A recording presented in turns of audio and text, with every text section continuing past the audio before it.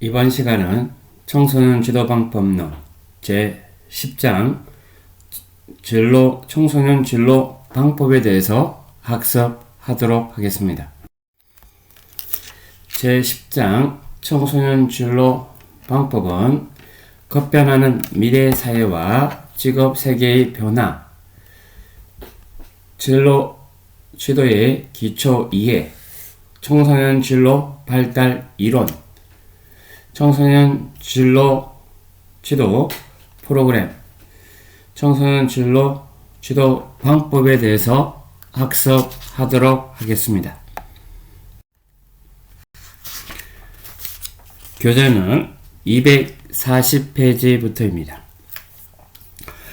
급변하는 미래의 사회와 직업 세계의 변화를 4차 혁명, 4차 산업혁명, 인공지능, 직업혁명, 노령화 사회, 세계 경제의 불확실성과 저생장, 그리고 근로조건에 따른 인력, 이주 증가 현상에 대해서 학습을 하겠습니다. 먼저 4차 산업혁명은 과거 1, 2, 3차 산업혁명이 농업, 제조업, 통신업, 금융업, 의료 등 해당 분야의 생산력을 향상시키고 기술력을 심화시키는 데 기여했다면 4차 산업혁명의 특징은 융합과 연결이라고 할 수 있습니다. 4차 산업혁명은 인공지능, AI, 사물 인터넷, 빅데이터, 모바일 등 첨단 정보 기술이 경제 및 사회 전반에 융합되고 연결되어 혁신적인 변화가 나타나는 산업시대로 컴퓨터, 인터넷에서 한 단계 더 진보된 혁명을 일컫습니다. 인터넷 혁명이 이 세상에 존재하지 않았던 가상세계를 만들었다면 현대는 실제 공간에 각종 부가적인 정보를 추가시켜 만든 증강현실을 이용해 전에 없던 새로운 사업이 만들어지고 있는 것입니다. 불과 몇 년 전 파괴적 기술을 일컬으며 무인 자동차, 드론, 3D 프린터, 인공지능을 논하고 미래의 일자리 변화를 전망하였습니다. 그러나 벌써 무인 자동차는 거리를 할부하기 위해 마무리 준비를 마쳤으며 기업은 엄청난 양의 데이터를 분석해 상거래에 활용하고 있습니다. 아파트와 빌딩이 3D 프린터로 건축되고 있으며 사물 인터넷은 냉장고 안에 있는 식품의 유통기한을 스마트폰으로 확인시켜 주고 있습니다. 유비쿼터스 컴퓨팅 환경은 계속해서 발전하고 있으며 2020년까지 750에서 800억 개의 사물에 센서를 달아 서로 소통하게 하는 사물 인터넷 시대를 더욱 확장시킬 것입니다. 이제 소통은 사람과 사람 사이뿐만 아니라 사람과 기계, 기계와 기계 사이에서 활발하게 이루어지고 있습니다. 또한 페이스북, 트위터와 같은 소셜 네트워크 서비스를 통해 전 세계인이 시간과 장소를 초월하여 소통할 수 있게 되었습니다. 2025년에는 사실상 세계 구석구석의 전 인류가 인터넷에 연결될 것으로 전망되고 있습니다. 디지털 시대는 청소년들이 일하는 방식을 계속적으로 변화시킬 것입니다. 먼저 4차 산업혁명의 시대가 이처럼 급속하게 변화되고 있고 청소년들은 그에 맞는 진로와 일하는 방식들이 필요하다라는 것을 이해할 수 있겠습니다. 두 번째, 인공지능입니다. 좀 전에 4차 혁명 산업을 하면서 언급된 바 있긴 하나 다시 한 번 더 학습하도록 하겠습니다. 인공지능에 대한 연구는 1956년 미국의 다트머스 학회에서 처음으로 공식화되었습니다. 당시에는 인간의 사고방식과 유사한 시스템을 개발할 것이라는 기대감으로 시작되었으며 60여 년이 경과한 현대의 인공지능은 인간의 지능을 뛰어넘는 지능화로 대변되고 있습니다. 그 대표적인 사례가 알파고의 등장이라고 할 수 있습니다. 인공지능 AR 로봇 기술은 더욱 정교해지고 있으며 로봇 산업을 크게 세 가지로 나눌 수 있습니다. 인간을 닮은 로봇, 휴머노이드, 로봇 산업과 로봇의 일부를 인간에 접목시키는 사이버거 산업, 그리고 사람의 뇌를 닮은 인공지능 산업이 있는 것입니다. 이미 로봇은 우리들의 가정과 제조업에 등장하여 우리를 대신하여 작업을 수행하고 있습니다. 그 예로 일본에서는 세계 최초 감정인식 로봇 페퍼가 피자헛과 KFC에서 직접 고객의 주문을 받고 있습니다. 특히 페퍼는 힐튼 호텔에서도 고객 응대 서비스를 제공하고 있는 것입니다. 머지않아 급속히 발전한 소프트웨어를 인해 기능이 정밀해지고 인간과 상호작용은 물론 지구상의 모든 인간의 삶을 도와주거나 대신 관여하게 될 것입니다. 인공지능 로봇은 인간의 생각을 대신하며 인간 대신 글을 쓰고 아이들에게 공부도 가르쳐주고 책도 읽어주며 아이들을 보호해주고 어른들을 부축해주는 일 등 인간의 친구가 되어줄 것입니다.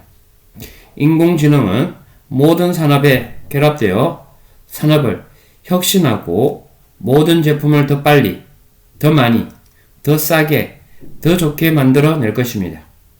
이는 인류의 삶을 편안하게, 편리하게 만들어 주겠지만 고용에 있어서는 심각한 위협이 될 것입니다. 더 많은 일자리에 로봇과 인공지능이 투입될 것입니다. 이제는 로봇에게 빼앗기는 직장을 대신해 이러한 로봇을 작동시키는 컴퓨터 제어, 컴퓨터 프로그래머, 컴퓨터 장비 조작, 컴퓨터 시스템 분석 등 컴퓨터 프로그램 관련 직무에 대한 교육과 훈련을 통해 축적된 기술과 자질을 가진 인재를 필요로 할 것입니다. 청소년들은 인공지능을 공부해야 합니다. 이를 통해 다양한 욕구를 지닌 개인에 따라 맞춤형 서비스를 제공하고 빠르게 변화하는 트렌드에 반응하고 전 세계적인 실업 문제에 대응하여 개인의 고용을 스스로 책임져야 하는 것입니다.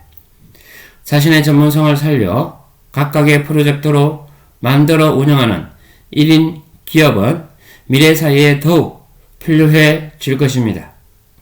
이를 위해 청소년들의 기계가 할 수 있는 일을 잘 이해하고 기계를 제대로 활용할 수 있는 역량을 갖춰야 하는 것입니다.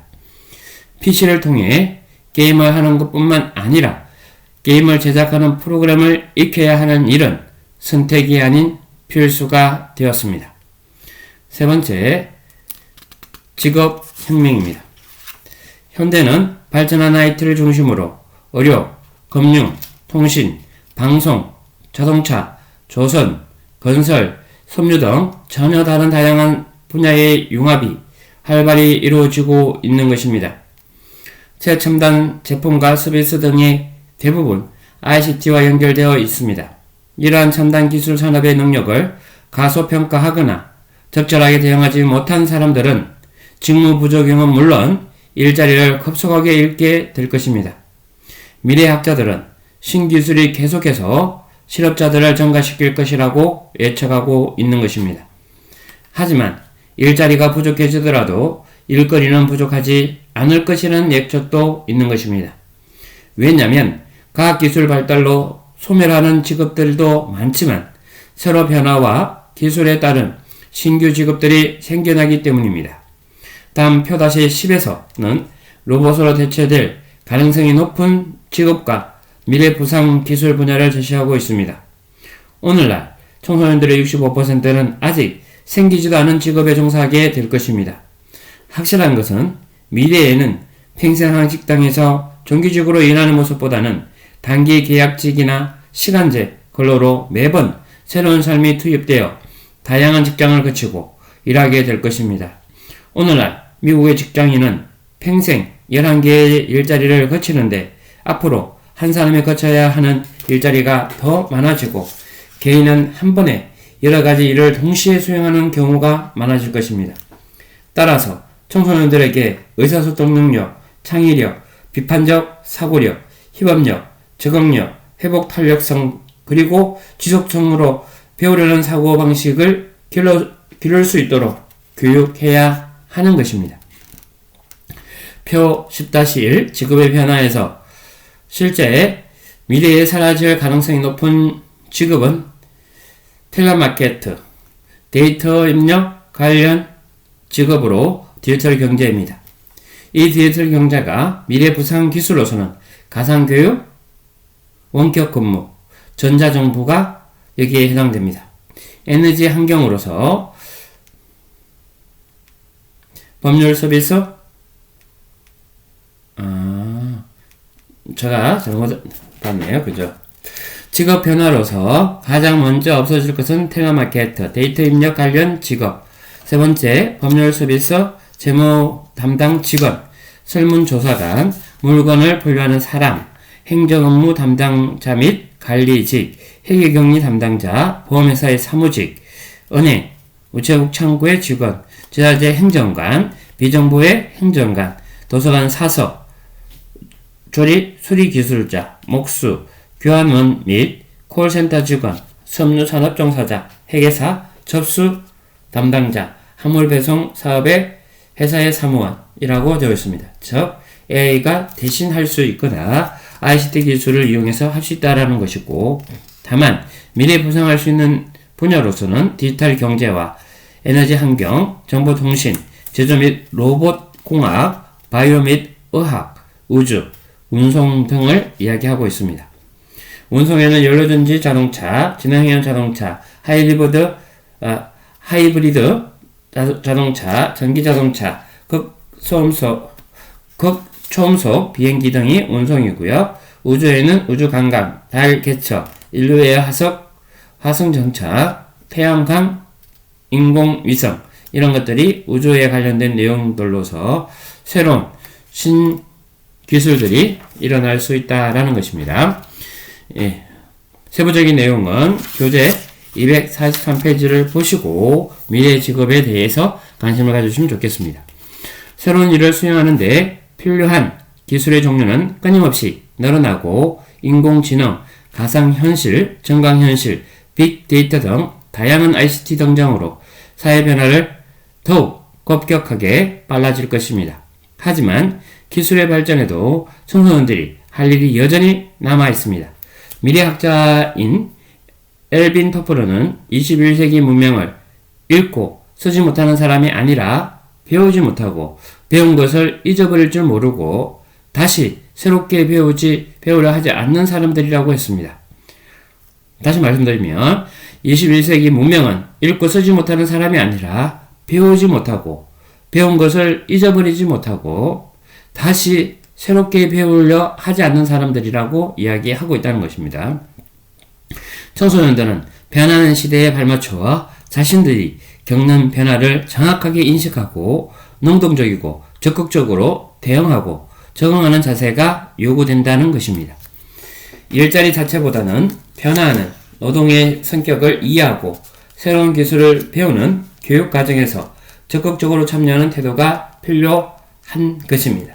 이런 것이 직업의 혁명이었습니다. 네 번째, 노령화 사회입니다. 한국의 기대 수명은 지난 40년간 20년이 늘어났습니다. 통계청 2016년 자료에 따르면 우리나라는 100세 이상의 인구는 3,159명, 즉 10만 명당 6.6명으로 2010년 1835명에 비해 72.2%가 증가된 것으로 나타났습니다. 의료기술 발달 및 생활환경 개선으로 인해서 노령화 사회가 되면서 노동시장에도 변화가 오게 되었던 것입니다.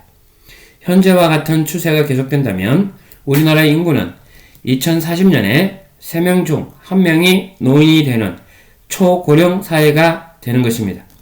1955년부터 1963년 사이에 태어난 베이비 부머 세대가 중년과 노년에 이르렀지만 100세 시대 도래로 인해서 건강이 양호한 60세 및 그 이상의 근로자들은 은퇴를 미루고 싶어 하는 것입니다.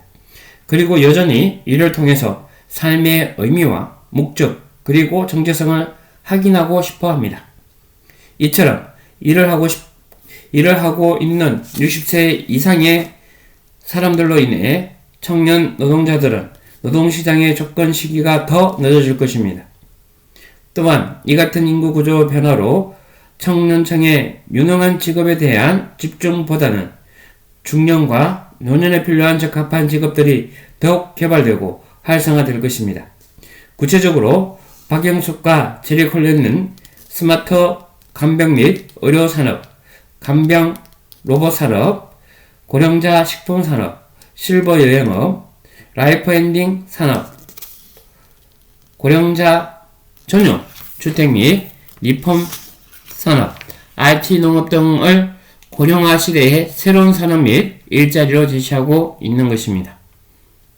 다섯 번째, 세계 경제의 불확실성과 저성장입니다. 미래 사회 환경을 가리켜 VUCA라고 칭합니다. VUCA는 앞에 있는 VUCA를 따서 VUCA라고 합니다. VUCA는 변동성, 그리고 불확실성, 복잡성, 그리고 모호성의 VUCA를 가진 사회 환경을 의미하는 데서 오늘날 세계 각국의 모습이라고 할 수 있습니다. 세계 경제의 불확실성은 기업의 지속 가능성에 대한 불안 요소를 작용하여 기업 경영자들의 불안감을 묻는 고용 근로자들과 직업 환경 전체에 불안감이 번지고 있는 것입니다. 세계 경제가 일시적인 불경기가 아닌 저성장의 국면에 접어들면서 우리나라는 물론 세계 각국의 위험 인자를 최소화하고 각국의 이해를 면밀하게 개선하고 있는 것입니다. 국가마다 금융 규제와 감독이 강화되며 투자를 장려하던 분위기가 사라졌습니다. 이러한 저성장 국면에 도입하면서 기업은 신규 채용 규모를 줄이고 있는 것입니다. 이때 이태백, 20대 태반이 백수다라는 입장에서 이태백과 10장생, 10대도 장차 백수가 될 가능성이 높다라는 입장에서 이태백과 10장생 등의 신조 난립은 청년층 실업률이 매우 심각한 수준임을 대변하고 있는 것입니다. 한편 우리나라 최저임금 인상은 축복과 동시에 저주가 되었습니다. 용돈을 벌고자 하는 10대에게는 이익이지만 생계를 위한 풀타임 직업을 원하는 근로자에게는 독이 된 것입니다. 지식기반 경제 체계에서 기업 경영의 유연성은 보통 노동의 유연성으로 이어지는데 국가는 근로자의 고용 환경에 직접적으로 개입하지 않거나 고용주와 근로자들 간의 상호 협의가 이루어지지 않으면 파트타임 근로자로 임시직 근로자들이 증가할 수밖에 없는 것입니다. 이는 노동 조건의 악화로 이어져 안정적이고 숙련된 노동력은 축소되고 일시적이고 불안정한 직업들은 증가하게 될 것입니다. 따라서 회사는 근로자들의 낮은 임금으로 고용할 수 있고 해고하기도 수월해지는 것입니다. 그러므로 이러한 방식은 채용된 근로자들의 근무 여건이 열악해지기 쉽습니다. 또한 이는 최고임금과 최저임금의 격차를 키우는 일이 된다는 것입니다. 여섯 번째, 근로 조건에 따른 인력 이주 증가 현상입니다. 세계화 시대가 되면서 다국적 기업은 근로자들에게 지급해야 할 경비를 최소화시키기 위해 저임금 국가인 개발도상국으로 이전하였습니다.